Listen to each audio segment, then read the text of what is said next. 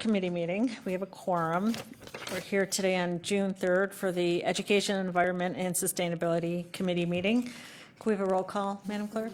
Calling the roll, Ms. Simon. Here. Ms. Brown. Here. Mr. Jones. Here. Mr. Shrine. Mr. Shrine is absent at the moment. Mr. Brady. Mr. Brady is absent. There is a quorum. Any public comment? No, Madam Chair, no one is signed in. We have some minutes from May 20th. Can I have a motion to approve the minutes? Second. Okay, all in favor? Aye. Minutes adopted and approved. Matters referred to committee. Can you read the first item?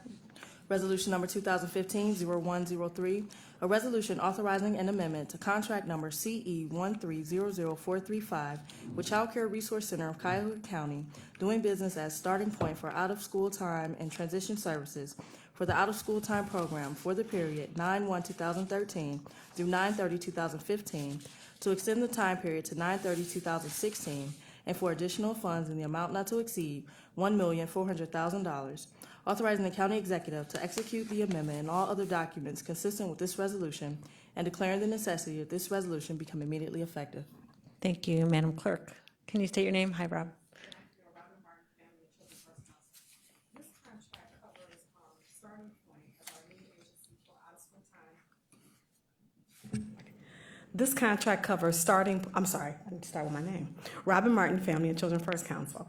This contract covers Starting Point as our out-of-school time vendor for summer and year-round programming for school-age kids and our teenagers. In the contract, it includes more than just out-of-school time services for the kids.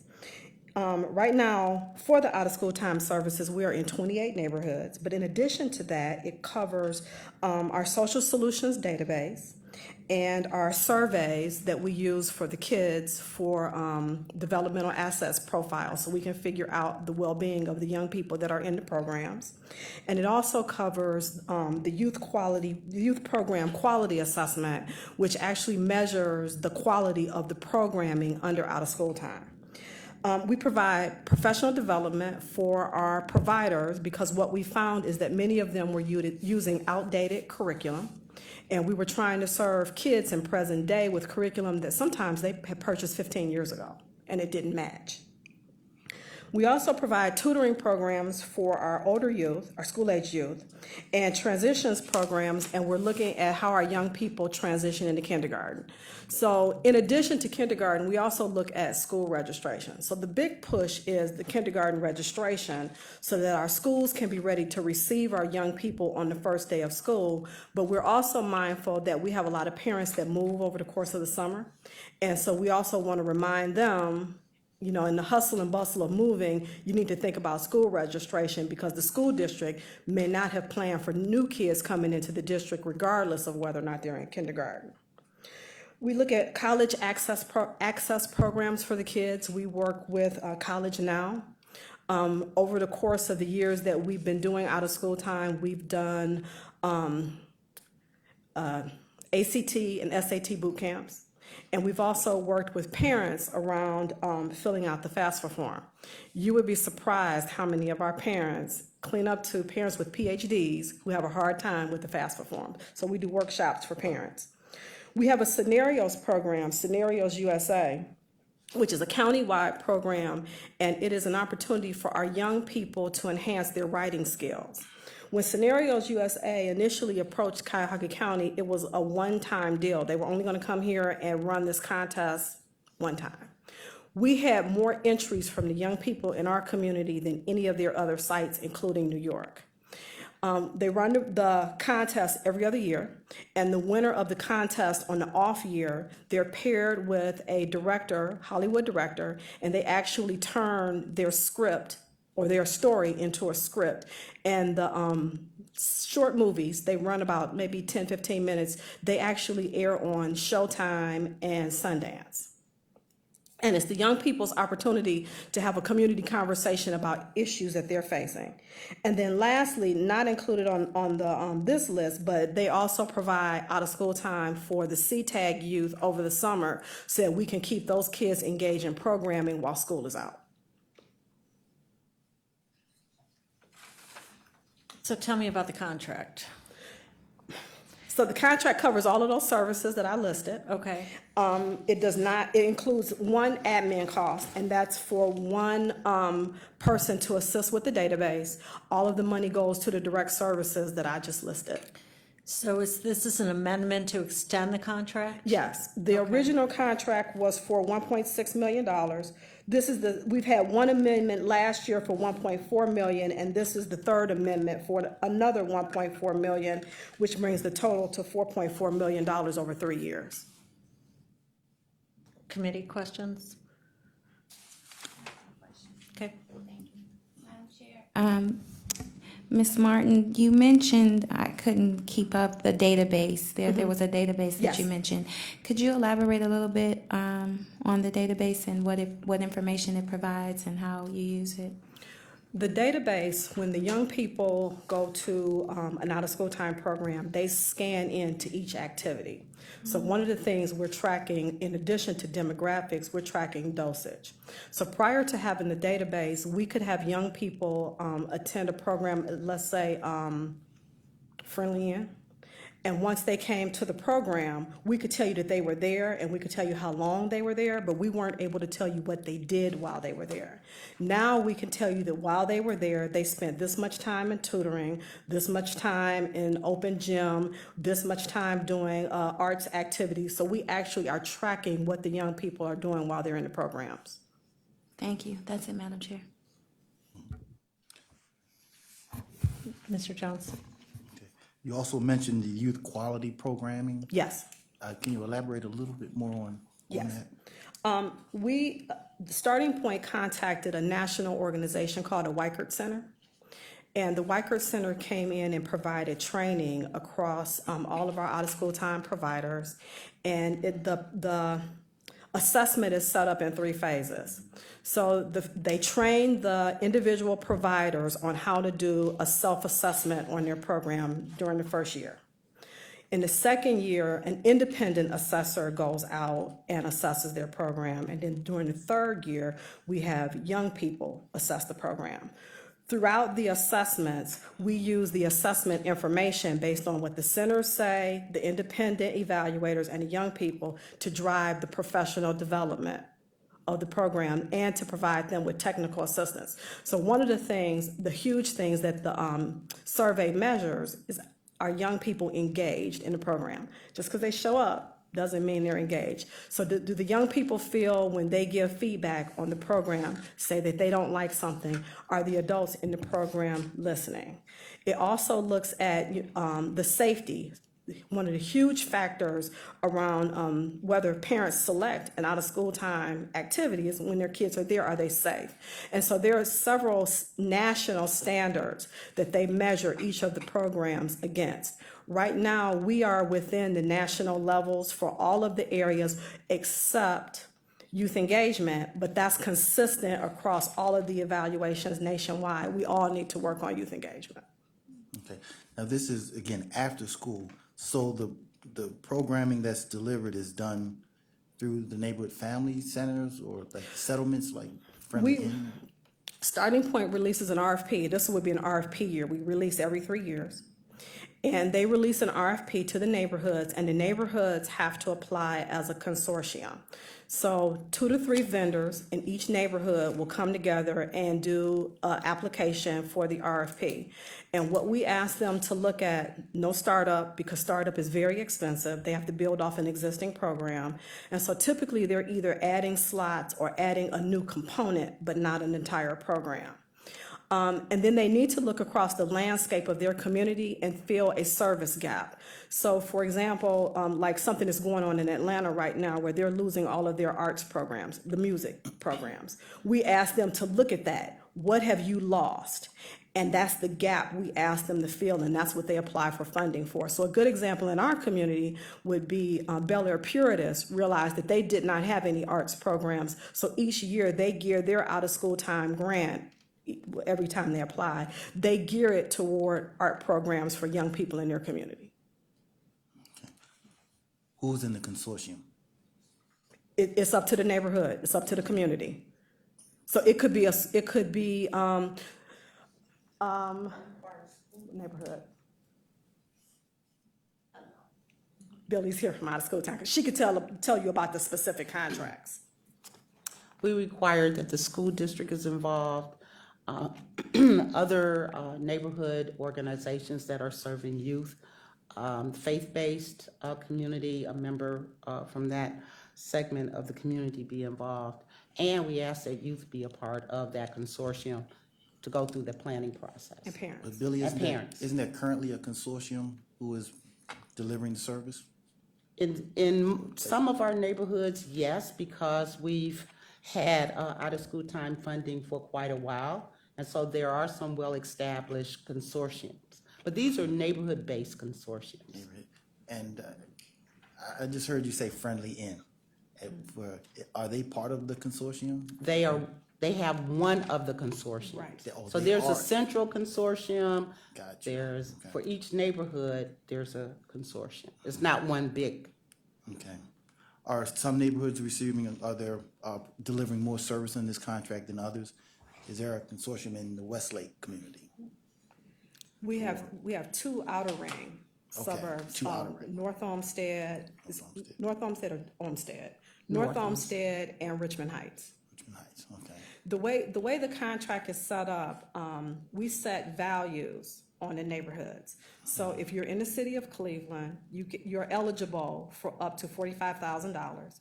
If you're an inner ring suburb, you're eligible for up to $30,000, and if you're an outer ring suburb, you're eligible for $15,000. Okay. And my last question is, how many children have you been able to serve? In Is it measured in that way? Just as a point of reference too, there's a really good handout with tables on it that you guys can answer still, but this really is, there's just a plethora of information about the program that we were given by Case Western Reserve that did the. It's the formal served the evaluation. metrics. Right, but go ahead, I'm sorry to interrupt, but there's a lot of stuff in here, go ahead. Over 3,000 each year. Each year. The maximum we've ever done is 4,000, but that was the year we had the 1.6 million. But since the dollar amount has decreased, they're serving less kids. Okay, thank you. And so what are your sources of funding? It's all Health and Human Services All of levy. it? Yes. No additional money from the, Well, there's a joint shared measure here. We work with the Cleveland Foundation because this requires a great deal of admin from Starting Point. And so the Cleveland Foundation covers the admin costs and some program costs, but the bulk of the program cost comes from the county. And in exchange for the funding that they provide for the admin, we share all of the evaluation with them. what do they get in return? Well, they need the evaluation to show what their admin is covering. This. Yes. So this is part of the requirement, if you were to get Yes. this philanthropic funding, that you would have to have a metric to Yes. present to them that this is actually Yes. what it's doing, Yes. obviously, good. Yes. And I think with this report, it shows that the program is effective and it's serving the purpose for which it was intended, Yes. yes. That led to one final Sure. question. You mentioned the CTAG program and some collaborations with that as well. The Begun Center with cases is actually doing the study. Correct. What was the cost to Case for doing this study? Is that captured in this? Yes. And how much was there itemized? It was not itemized for CTAG. So what happened is CTAG is part of the 28 neighborhoods that receives funding. We do not do a special carve out for them for the evaluation. Because they were part of out of school time programming, they just had to adhere to all of the out of school time requirements. So we would not have, if we were doing a CTAG evaluation separate, we're not capturing their grades, we're not capturing attendance. We're strictly looking at the same developmental assets profile under out of school time that we would in any neighborhood.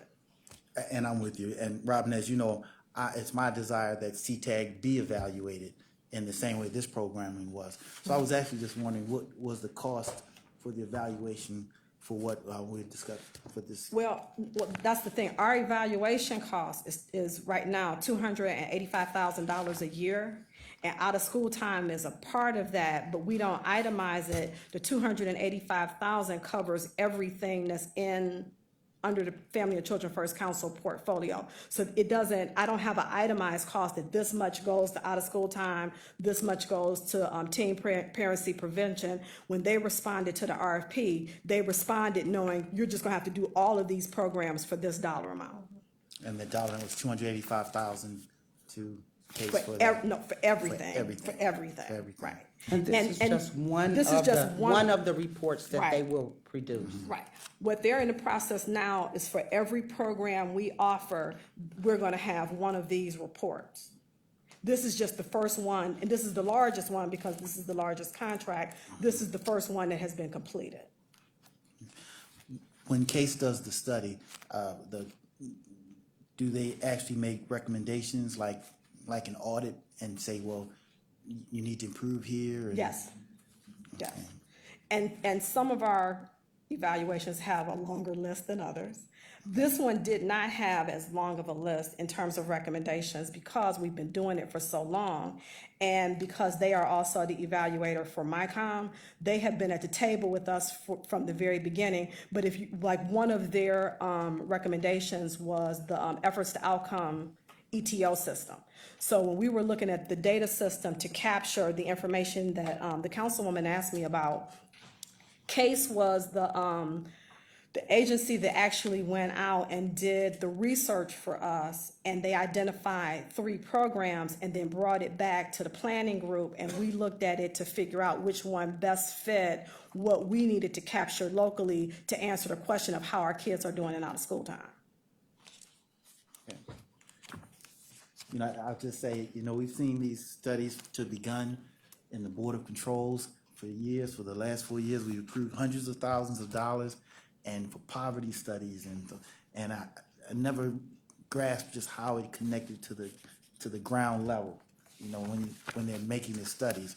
But with CTAG, I get that, and I know the importance of a study and what it would mean to show just what how effective the work is doing. And again, if a study can say, here are areas of improvement that are necessary, I get that. So I'm trying to wrap my mind around that. So for the audience, can you talk about what CTAG, it's an acronym, we should probably say it's closing the achievement gap Yeah. for anybody who didn't know. I'm Okay. indoctrinated now. Right. First year at I IS, know. what are all these acronyms? But CTAG, Closing the Achievement Gap. It is a pilot program here at the county where we are mentoring children, 9th graders, at-risk youth in 4 cities, Warrensville Heights, and Cleveland Heights, Maple Heights, and Garfield Heights.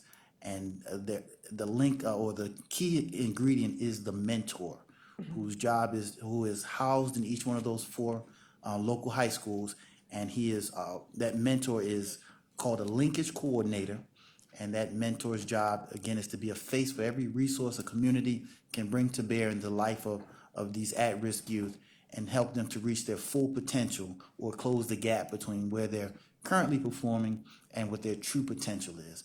So we help address everything from their the economic issues, the emotional, social issues going on in their life, and again look to help them be successful in school, and eventually move on to post-secondary education.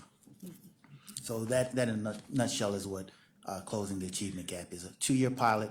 The second year should be ending in about a year, and that's it. Thank you. So any questions from committee members on this contract amendment? So is this would normally go for a second reading and then a third reading. Is that okay with the time? Because okay. So I'll make a motion to move this to the next council meeting for second reading. Second. All in favor? Aye. Aye. Any opposed? So thank you very much. And I was going to ask you, but we'll do it later, you know, why there's only 28 communities. Could there be more? More money? More money? It would cost So we're more maxed money. out now? Yes, Okay. yes. Are there communities that want to be engaged but can't because of the money? I'm sorry. There are always communities. Okay. Like last time when you did the RFP, how many respondents did we have? You're testing my memory, but I want to say that we had about 40 yeah. communities. Right. Okay. and that we were only able to do 28. Okay. All right. But I will say, when we put out the public announcement that this was coming, we were very upfront about how many neighborhoods we would be able to pick. So everyone who threw their hat in knew that there was a high probability that they may or may not be chosen. It's competitive. And to the councilman, your question about evaluation, they do, when they're doing independent evaluations, CASE does have a formula for how they identify independent evaluations. One of the ways we were able to keep our costs low for this is that there's only one area in the whole bunch where they would have to start off from the beginning. If you have any way to collect some of the data, where the organization can collect some of the data, it lowers the cost. And if you can turn any of the data into scannable forms, where you can scan the forms yourself and clean them, and you just give them the data to analyze and turn into a report, that also lowers your cost. So one of the ways our cost has been low for out of school time, given the number of kids and the cost of the contract, is that we had Starting Point, as part of their data system, purchased the Teleform scan system, so that when the kids fill out the surveys come in, Starting Point actually scans the surveys in-house. So when they turn the data over to CASE, it's just for analysis. And that's one of the ways we've been able to keep the costs down. Thank you. All right, thanks very much. So this will be on the agenda for second reading. Thank you. Thank you. Next item, Madam Clerk. Ordinance number 2015-0009, an ordinance amending Chapter 713 of the Cuyahoga County Code to provide for the establishment of various service fees at the Cuyahoga County Animal Shelter and declaring the necessity that this ordinance become immediately effective. Hello. Good afternoon, Mindy Nancioni, Kennel Manager at the Animal Shelter. So we are asking for an amendment to our ordinance to allow the Director of Public Works to make changes and introductions and waiving of adoption fees.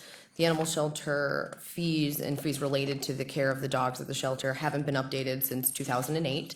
And we have many fees that are either not in existence or a bit outdated in comparison to our other local counties. Many of those fees that are explained out in 955 of the Ohio Revised Code dictate what makes up our adoption schedule and our adoption fee, and they're set at the state minimum, which in some cases results in us charging for $1.50 per day for the housing and feeding of our dogs, which is less than what we spend on them. So you're adding fees for services that weren't provided in the past, correct? Correct. What are those? Certain fees that we're looking to add, we are bringing on the addition of microchips in addition to dog licenses to help track and reunite pets with their owners. We are adding on some euthanasia fees that may be requested by municipalities in court cases or at the request of certain owners that may show that they are destitute, and those fees do include for the cremation. But in general, those fees really do apply to when there's a court case in a specific city and then we end up euthanizing and cremating the animal, so that those fees can then be charged back to that city. And there are also instances where we may do a bite quarantine for an owner due to their animal biting someone, breaking skin, that requires a 10-day quarantine. And in those instances, many times the owner also would like the animal picked up and brought back to their home. So there's some introduction of fees for that as well. There's also introduction of fees for what we call a hold on an animal. While it's on its stray hold period, the person who is interested in adopting, assuming that an owner doesn't come forward, may place a hold on the animal that gets applied to their adoption fee, but to ensure that they do come back in and adopt the animal, which is a nominal fee. Any questions?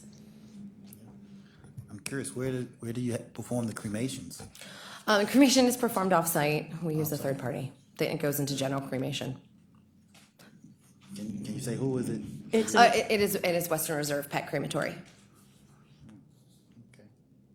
I guess the twain don't meet, right? Right? I was curious. So Mr. Jones is a funeral director. Oh, okay. And has special knowledge about such matters, although. They do a wonderful job for us. They're very discreet. Okay. One other question. For the amendments, were there certain problems you were encountering that led to the need for these amendments? Less of problems and more of just progression. In some places, we are trying to adopt out animals that are bonded pairs, which is one of the items that are noted here that we want to be adopted together so that the animals will succeed better living in a home. And we'd like to reduce those fees to encourage their adoption together for adopters. In other areas, we are having more events at the shelter. We have one coming up at the end of this month to make space for the high increase that we see after the 4th of July. So we're having a promotional event, reducing the fees on the dogs to really clear out so that there's adequate space for incoming dogs. And all this leads to us being able to reduce our euthanasia number fairly significantly so that we are not euthanizing happy, healthy, friendly dogs. Mindy, can you give us an idea of where you're at with statistically on euthanasia, Yes, happy and healthy dogs? Yes, euthanasia as of last week, we are at 9.3% for the year, which is a leading statistic nationally. It's a pretty impressive even decrease for us. Last year, we completed the year at about 13%, so we're still seeing those numbers move lower and lower. I just want to commend you. This is an absolutely unheard of number for county facilities to have this low rate. I mean, it's competitive with private agencies and probably better than the private, which as a national model, this is significant to Cuyahoga County. When we walked into this place, I think it was at 46%, 46%, I believe. 46% and down to 9%. And they were just euthanizing healthy dogs, and it's because of the creativity of the leadership and commitment from us as the county council that we've been able to achieve this goal. And it saves the county money. It's just morale. It's everything that it's really positive. And this is another step with the flexibility and adoption fees to be able to really get these dogs into homes and promote them and get out there and be competitive with private adoption agencies. So with this number, I think Mindy's probably going to end up at a conference to be able to talk about what we've done here as a model in Cuyahoga County. Is that correct? Yes, we are submitting our application to speak on the rebranding of animal control and no longer being considered a pound, but an animal shelter, and that your local animal control, which is what our deputy dog wardens do in many municipalities in Cuyahoga County, is here to help you and can be a positive image, which is many times been seen as your animal cop and very negatively. So between our increase in our adoption numbers, which has increased about 10% this year, even over last year, and our low euthanasia number, our facility has the capacity to hold about a little under 120 dogs. We bring in an average of close to 50 dogs per week. In the summer, that number goes up substantially. So we have to turn over our kennels very, very quickly. Adoption is not the only way that we're able to do that. We have a lot of partnerships that transfer animals out and move animals into other partnerships to give them options for adoption and allow us to save more animals. We are currently only euthanizing animals for behavior, temperament, and extreme medical that we maybe cannot take on, or it is not in the best interest of the animal at this point to continue to try and save it. Councilwoman Brown. I noticed the language change from dog adoption to animal shelter fees. Do we consider other animals like cats or? We do consider those animals. However, under the Ohio Revised Code for 955, it does not have any mandates for cats. As we don't ignore our feline friends, we do have some every Saturday. We have something called Catterdays where we invite local cat rescue groups to come and promote their cats. But our shelter specifically is only set up in Ohio to serve dogs. And it's all the lost and stray dogs that are found running at large anywhere within the county. So good question. In addition to that, the fees are not only for adoption of dogs, it's these other services now that we're going to provide. Yes, which it's people the have additional wanted. service, right, the additional services beyond just the adoption fees or waiver of them. Mm-hmm. Yeah, cats have a kind of a bum rap. Cats end up really not having a lot of options nowadays. Population of cats in is Ohio. way beyond that of dogs. So that's something we would work on. Different topic. different Lot of- topic, different A. Maybe I'll have a committee meeting on cat lovers and shelters, not today. So thank you. Oh, so we need to move this under pretty fast. Do you need this by, It can move at normal speed. It Okay. is not, we would like to move forward, but we're trying to pair it with a software as well, so Okay, we don't have to good. bring them together. so I'll make a motion to move this for second reading to the next full meeting of council.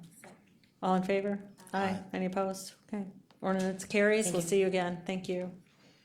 Okay, so not so bad off time. We've got a presentation, and Khalil Thren, do you want to introduce our presentation? All right, it's my pleasure to introduce Hunter Morrison and Grace Gallucci. Hunter Morrison from the Northeast Ohio Sustainable Communities Consortium, and Grace Gallucci, the director of NOACA. In the interest of time, they can proceed. Good afternoon. I'm Grace Gallucci. I'm the Executive Director of the Northeast Ohio Area-Wide Coordinating Agency, affectionately known as NOACA. And NOACA was the fiscal representative as well as the grantee for the Northeast Ohio Sustainable Communities Consortium's grant. So we were the lead on that. We partnered with 3 other MPOs, basically Akron, Canton, Cleveland, and the Youngstown MPOs worked together. And we, at this point, have come to the conclusion of the development of the plan, and we're now trying to move forward into the implementation of the plan. And what you have before you is the executive summary of the plan, as well as there is some specific work that relates directly to Cuyahoga County. So what we did was extract the data from the 12-county view and zero in specifically on Cuyahoga County, so we can tell you a little bit more about not only the region, but how Cuyahoga County specifically is impacted by the different things that are talked about in the plan and how it fares as compared to some of the other counties. Hunter Morrison was the executive director of the Northeast Ohio Sustainable Communities Consortium.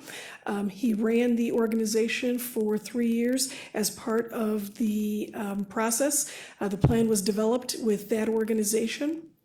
And Hunter is now a senior advisor to what we're referring to as the launch board, which is the second iteration of the NEOSC and working towards full implementation. And so with that, I will introduce Hunter Morrison to give you a summary of where we are for the plan and some highlights on Cuyahoga County. Thank you. Good afternoon. Thanks for coming. Good afternoon. Let me see here. There we go. As Grace Gallucci pointed out, this has been a 3-year effort. It had over 33 members. Cuyahoga County was one of the founding members of this organization, as was NOACA and the city of Cleveland. And so one of the things we've been doing is presenting to our members as they wish, what have we found and where do we go from here? So we have a brief presentation that I want to give to you that's really an overview that can help you to sort of see the broad scope of the work. But I think the real opportunity rests downstream in getting into the details as they relate to Cuyahoga County and to the communities they're in. So what I'm going to give is a rather broad overview, but one of the things to understand is the data sets can be taken to a much finer grain to work with. So what's happening in Shaker Heights and what's going on in Rocky River, and how do these places fit with us? And I'll tell you what we can and cannot do at this point, and hopefully can continue to develop this. The regional development trends for Northeast Ohio are shown on this graphic, and it basically is a pattern that I think we're all familiar with. We looked at the patterns of development and abandonment over the last 20 years and projected that forward, and what we see in the blue are areas which are experiencing a significant abandonment, and is not surprising, some significant parts of the city of Cleveland, and development on the edges.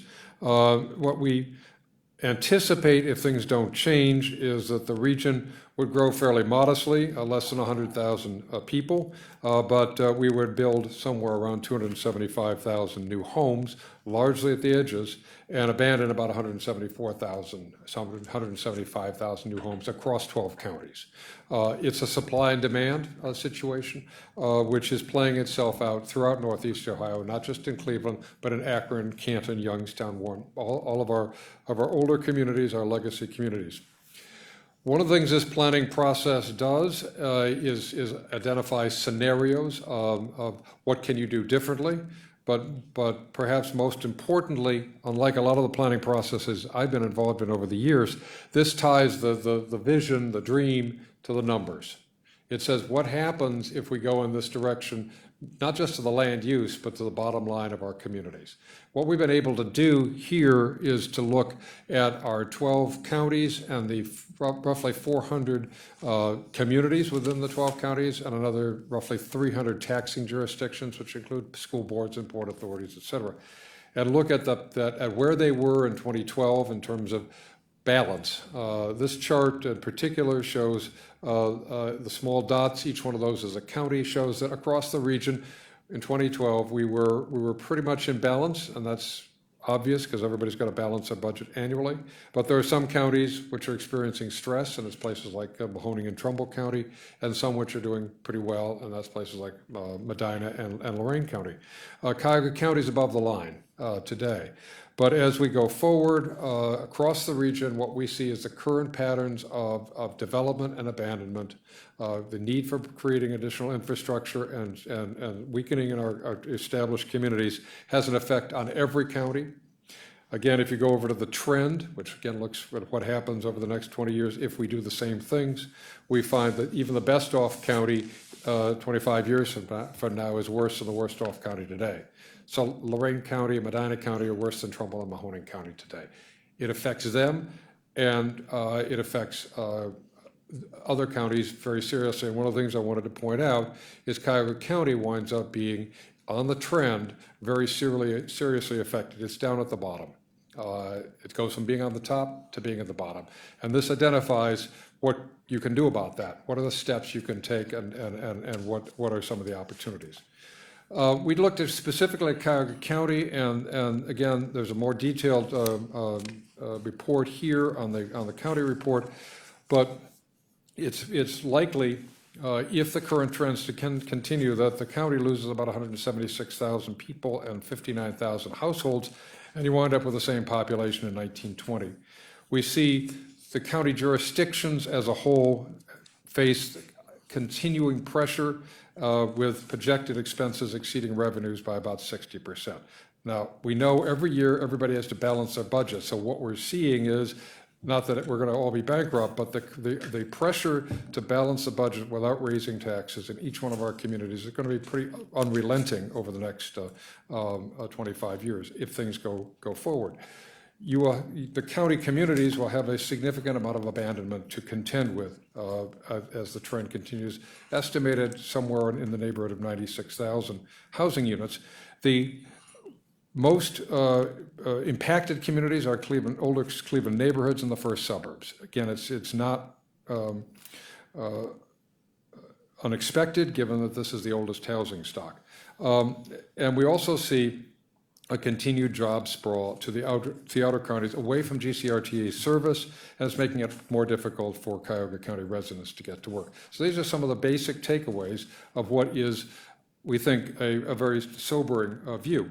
What does this mean? And then looking forward, outward development requiring new infrastructure, inward abandonment, reducing revenues, job sprawl that weakens our tax base. Job sprawl also makes it more difficult for people to get to work, and these trends taken together add significant fiscal stress to our communities. 2 years ago, we presented this information in workshops across the county, across the region. We had several here in Cuyahoga County and in the adjoining Nowaka counties, and asked people, what do you think about this?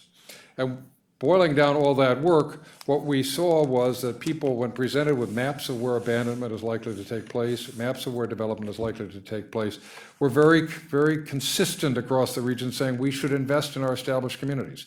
We should control or moderate the outward expansion, staying basically within the areas where we have infrastructure and sewers. We should preserve open space and farmland. We should connect our communities one to another and reinforce our transit systems, but also our parks and trail systems. Again, many of the things we're doing in individual communities and in Cuyahoga County, people are saying to us, that's what we should be doing. So we took the trend scenario, which is in the lower left corner, which basically looks at fairly modest population and job growth over the next 20 years, as we've had, 25 years, as we've had in the last 20. Not all of us believe it's going to be modest, so we said, what happens if we grow? And we going up on the upper left corner, growing the same means we gain population and employment growth at about the national level, but we continue to develop outward at the same rate in the same manner. What happens to our bottom line there? We also said, well, what happens if we don't get the growth that we project, or it's less than we would like, but we do things differently? We make a concerted effort across Northeast Ohio to invest in our established communities and connect our job centers and our people. That's the lower right corner. And then we said, well, what happens? Look, if we get the growth, but we also do things differently. These are scenarios to test out ideas. And one of the things we're hoping that comes out of this is that this is a powerful tool that NOACA and county planning and other entities can use to test this. So we looked at these scenarios, and this is all in the document. But what you see on the right corner is right line is significant differences in abandonment based on the population projections, job projections, but also based on what we do with the land we have. And again, this looks at a number of other impacts on land and lane miles of roads, but the bottom line is over to the right again, where the region as a whole has a significant cost pressure, which can be mitigated to some degree by growth, but not entirely. We do the best by either, at the bottom two, by either changing our policies or changing our policies and having growth. These are the numbers, again, for Cuyahoga County, which suggest what's happening with population and households. But I draw your attention to the bottom row, which is the fiscal impact. I've just shown you the regional fiscal impact, which changes fairly dramatically. The county fiscal impact changes very dramatically. Again, the fiscal analysis suggests the county has been in balance, but the long-term trend is a significant cost pressure due to abandonment and reduction of population and jobs relative to the rest of the region. Growth itself will move you above the line. So will doing things differently, and the best possible outcome is to grow differently. So this, again, these are ways of thinking about the future, and how do you do that? Well, we've looked across the region at assets. We've looked at each one of our communities to see what sort of assets you have to build on national level, regional level, local level assets. And this is not new news to you, because you're right in the heart of one of the region's major job centers, downtown Cleveland, University Circle, right up the road. These are the two major job centers in Northeast Ohio. You have the largest and best funded and best distributed transit and parks networks. You have the highest concentration of meds, eds, and other innovation assets, highest concentration of sports and entertainment assets, largest concentration of philanthropies and corporations, and you are the national and international target magnet district or region for the rest of the region. People come here to Cleveland and Cuyahoga County and the suburbs and to the jobs that are being created here. And I guess the point is that there are significant assets what we have today to reverse this trend. And most of our communities are doing things about this, but we're suggesting that the effort needs to be as intentional and as deliberate and as carefully managed as possible. We've identified 9 recommendations generally for the region. Number 1 recommendation is focus new residential and commercial development on sites within established communities. Why is that? We've got the infrastructure. We've got the assets. One of my professors in graduate school who was over in Germany after the Second World War talked to an old German planner. He just got out of graduate school. He was full of big ideas about changing these cities. And the old guy said, Herr Dobel, half the city is underground.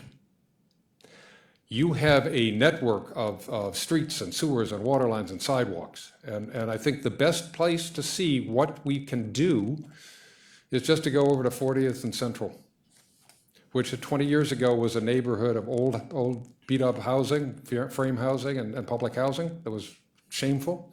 Today it's a vibrant neighborhood on the same street grid. You go to Shaker Heights and see the infill housing along Shaker Boulevard and the scraped housing further out in Pepper Pike.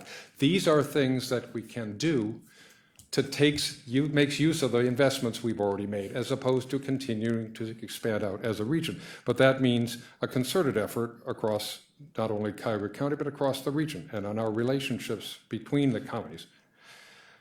One of the things we found, and this plays out across Northeast Ohio, in one of our sessions, we said we identified the 6 basic community types that are out there, based on their age. The legacy cities like Cleveland and Akron and Canton and Lorain and Warren.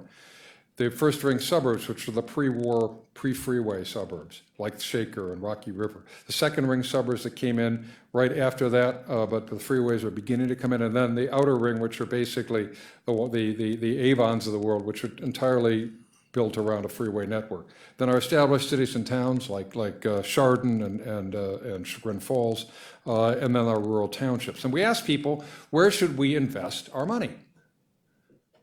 And 95% said in our legacy cities, in our core cities, in our historic downtowns. This is consistent with what we were hearing 10 or 12 years ago with Voices and Choices. People want investment in places like Cleveland and in downtown Youngstown and in Akron. They also want investment in our inner ring suburbs, our first suburbs, and in our established cities and towns. It's a very conservative perspective of keeping what you have and reinforcing it. So when investment is taking place in Shaker, at Van Aken, and Warrensville, it's not just on behalf of Shaker. It is really talking about what the region needs to do to become vibrant and economically resilient. And we need to learn from that and do it in other places as well. And folks are behind this, and there's much more detail in this about what Cuyahoga County residents said about priorities, including these priorities. Now, again, there are very many examples, and I said before, Cuyahoga County and the communities they're in are actually, in many ways, leading the charge, from things like the Warehouse District to Waterloo, to the work along the lakefront. Learn from those and build on those. The second is build a robust network of regional job centers connected by multimodal transportation corridors within and between counties. Now, that is a bit jargony, but it's basically say connect University Circle to downtown Akron, connect University Circle better to Glenville, connect University Circle to the region. That's a job center, and multimodal transportation is key, particularly to attracting folks who need to drive transit because they can't afford a car, and millennials in particular who don't want a car. And we, again, it argues for doing what we're doing in Cleveland, downtown, and at University Circle, but also in downtown Youngstown, downtown Canton, and the like. Third is to deal with brownfields and industrial sites on a regional basis. Right now, we're basically dealing with it on a community basis, a county basis, maybe an MPO basis. But the issues of Northeast Ohio and the deindustrialization that's taken place merit a coming together across the county to make the case of Columbus and Washington that this needs to be addressed and taken seriously. These are major opportunities which we've identified. Encourage more frequent use of high mixed-use development with a higher or a greater diversity of housing types and affordability. Right now, most new development is larger, further out. What we've been doing in many of our communities is a key portion of that, but working with local communities to update their zoning, to update the financing, to make it more likely that this will happen, we think addresses emerging housing markets. Enhance and coordinate the region's rail and bus systems. We have 12 counties. We've got about 10 different transit agencies. They are all county-based. They do not connect. I've tried for 3 years, where I lived in Shaker Square, to take a bus to downtown Akron. I was told by Rich Enty, who is the director there, I could join him on the Deadhead, but I could also take the bus and get to work at about 9:30, and I'd have to leave at 4. Now, going the other way, it works. People from Akron can come to Cleveland to work, but people from Cleveland can't work in Akron. People from Lake County can come and work in downtown Cleveland, but people from Collinwood can't easily go to the production jobs in Lake County because it's a one-way system. And the state makes it difficult, the funding makes it difficult, but also we haven't really thought about this together. And our transit agencies are leaders in this, but we think that this is something that's of significant consequence. And we've laid out, working with our consultants and with the transit agencies consultants, not only the commuter rail network that's been studied in the past, but also identifying the most likely and probable express bus networks that would connect the dots. And the strongest candidates are from downtown Cleveland and University Circle to downtown Akron to begin with. Enhanced cycling and walking as transportation options, and I think you see this in a number of our communities doing churros and trails, but this is not a nice thing to do, this is an essential thing to do, and the links need to be connected. Dealing with our environment on a regional basis and a watershed basis, right now we mainly deal with it on a county soil and water basis, and county boundaries don't really respect natural boundaries. So we're suggesting a number of approaches, and already Grace and her folks in the water quality area are working with the folks down in Akron and Kent to coordinate across that whole Cuyahoga River watershed. We identified an open space network into which you can plug things like the East Side Greenway, the Western Reserve Greenway that goes from Ashtabula to Youngstown, that could connect to Pittsburgh and all the way to the Potomac.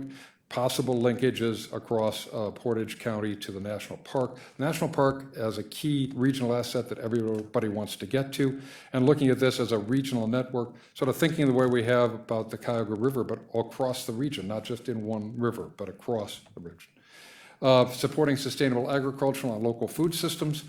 This is, of all the things that's really gained a lot of traction and energy since we finished the work, the local food system interest across the region is high. And finally, increased collaboration and information sharing across our region. One of the things that's very unique is that the 5 intergovernmental agencies, the 4 metropolitan planning agencies, and NEFCO, which is a council of governments dealing with economic development and environmental quality, came together, adopted this. We adopted it unanimously a year and a half ago, which was pretty remarkable. And then again, this is kind of the final picture. How do we build a more vibrant, resilient community? Strengthen our established communities, increase transportation choices, protect natural resources, grow our open space network, and promote collaboration and efficiency. We identified a broad regional framework plan, and it boils down in Cuyahoga County to key investment areas, which I think we know, but are very important in University Circle and downtown, emerging cultural districts, and the like. What we have, and as I mentioned at the beginning, the data files that are behind all this allow you to go into individual communities and say, where do we have areas that our assets are at risk, where we're seeing significant abandonment today and may see that over the future if things don't change. Where do we see neighborhoods that are showing higher than healthy vacancy rates, where strategic investment is important? And while it doesn't affect Cuyahoga County very much, where are we extending infrastructure, particularly beyond the already authorized sewer lines and road networks into the farmland? Somebody's going to have to pay for it, and someone's going to have to maintain it. Unfortunately, NOACA has got us in the transportation area, winds up addressing that issue. So these are the sort of the critical findings, and I just wanted to open up for any questions. We do have, again, a much more detailed assessment in this with key thoughts. Thank you very much. Very informative. And I went to one of the planning sessions. It was well attended and interesting, and it's nice to see everything compiled now and phase 2 on the horizon. Councilman Jones, do you have any questions? Well, you mentioned 40th and Central. I live in the Central community and represent the 40th Central area, so it really has been developed over the years, and it's part of the community we're very proud of. I guess one question I would have is maybe you could speak to the challenges that urban sprawl provide. I attended a consortium meeting. It was probably 2 years ago, and they just discussed the challenges that as we have migrated further and further out, and the challenges around as you move further out, trying to take the resources as well, the needs for gas and electricity and sewer systems and pouring more concrete and we talk about growth, but there's actually not so much growth, just expanding of the footprint, which makes it more challenging. Can you speak to that a little bit and what you've seen? Well, and Grace, you may want to speak to it as well, but that's one of the big findings. And we're very careful about noting that, one person's sprawl is another person's American dream. So we have choice in this country. What we did find is the market doesn't give us as many choices that people say they want, because not everybody wants new to be all the way out on a 5-acre lot somewhere with septic system. And there haven't been as many choices in Northeast Ohio as the markets have changed, as baby boomers retire, as millennials come in. But the big issue, as you pointed out, if we don't have significant net new growth of jobs and population, and we haven't for probably 40 years, we're actually fewer people in Northeast Ohio today than we were in 1970. Our footprint has grown by about 25%. So we have 25% more stuff to maintain with the same number of people and jobs maintaining it. That doesn't make sense. And what the tools we've developed, we believe, can be used to enable policymakers like yourselves to say, oh, wait a minute, who's going to pay for this? And who's going to pay for it over time? And what's going to happen as we empty out areas of folks and still have to pay for the water, the sewer, the electrical, the roads, all of that, and have some very honest discussions across the region about where we're headed, because we're suggesting that it's not a win-lose situation, it's a lose-lose situation for not just the donor counties and the donor cities like Cleveland, but for everyone. So it's really, in many ways, it's trying to frame that question in ways that are not pejorative, because again, people object to, I want my new house, sprawl. And we've tried to avoid abandonment and shrinking as just a term, talk about the assets we put at risk by depopulating our communities and allowing public policy and sort of what I call path dependency in the market to simply say, that's what we do. And we think there are other options. And I think what's critical, particularly when we're talking about the 5-county region that is NOACA, we like to make sure that there's really a balance when we think about choices. And as Hunter mentioned, this is a free country, and we get to live where we want, and we get to vote with our feet. But what we don't have a right to is that everybody else subsidizes those choices. And so that becomes the question, and that becomes the discussion relative to who pays.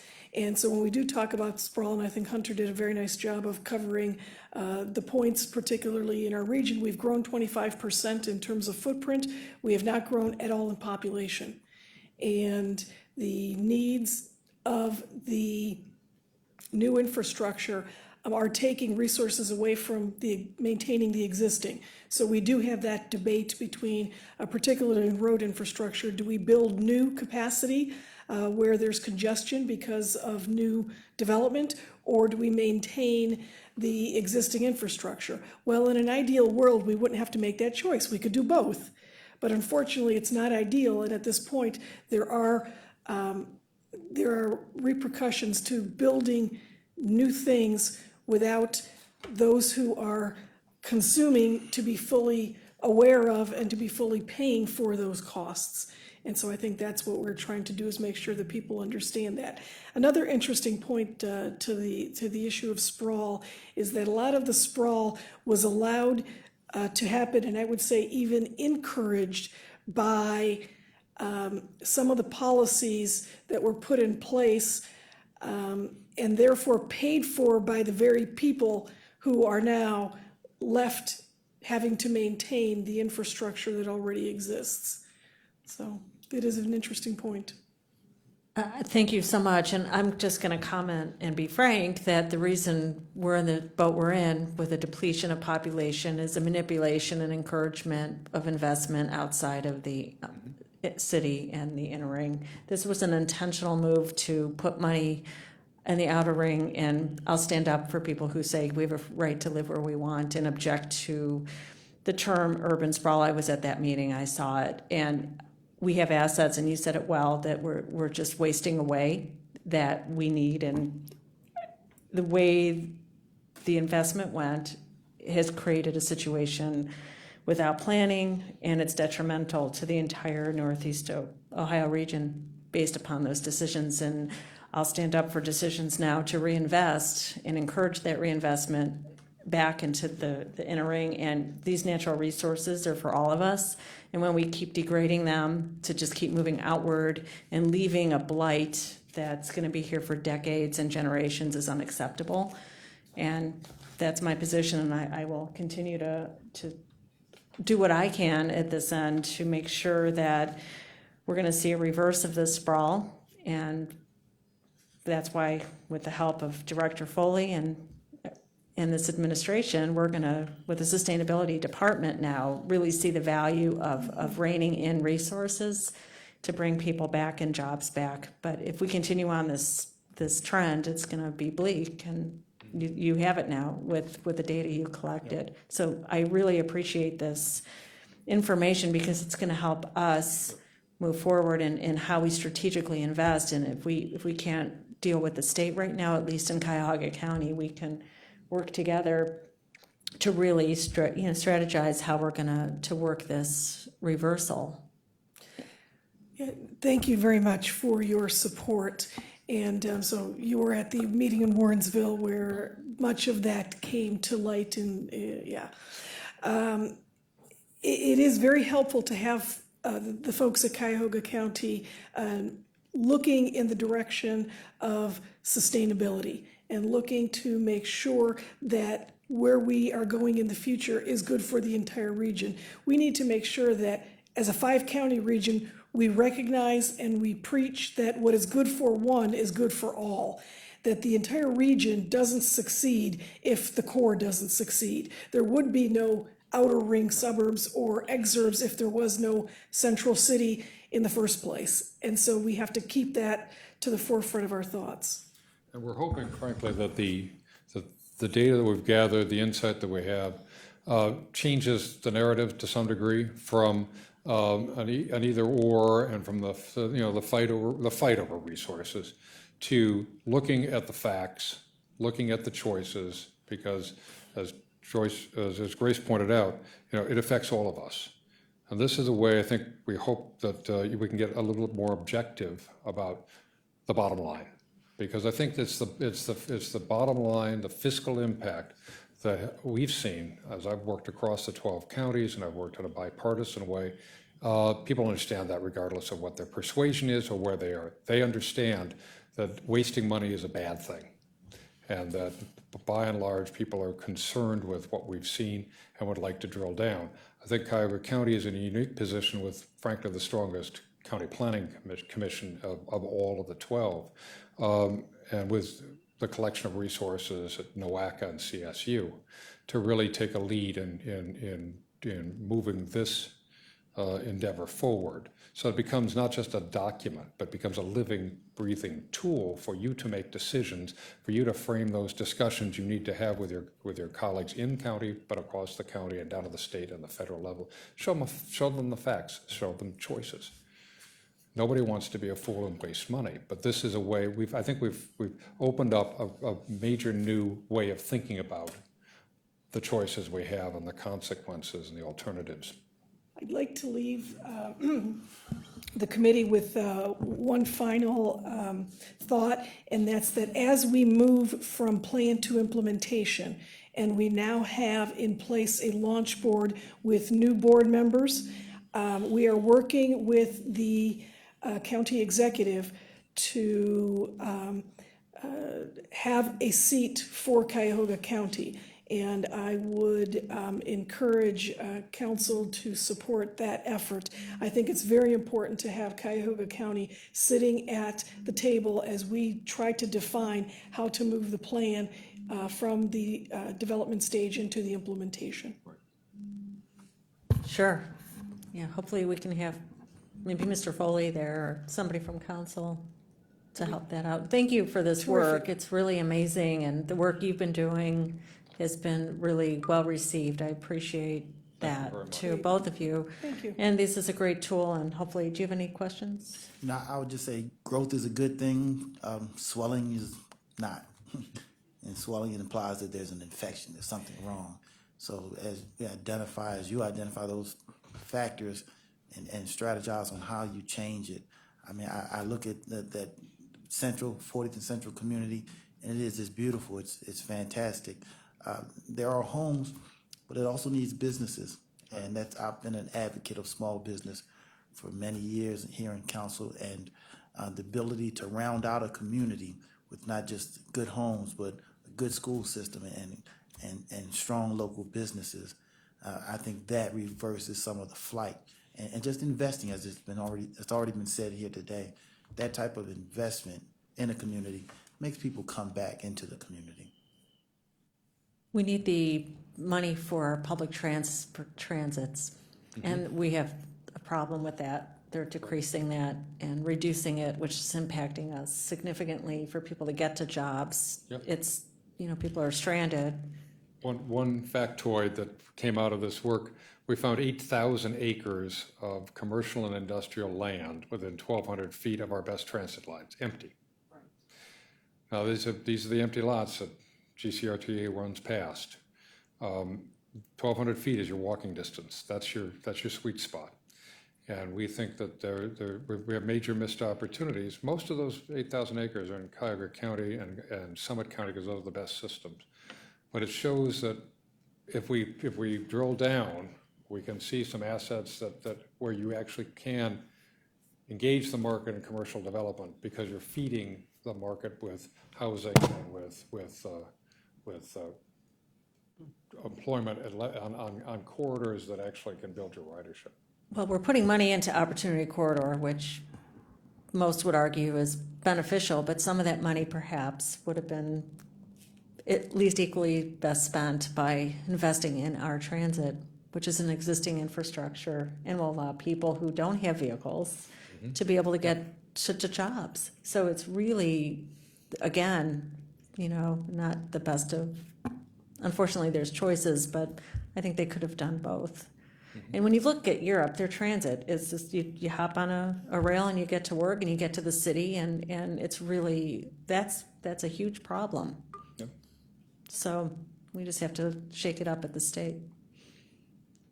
Thank you. Thank you.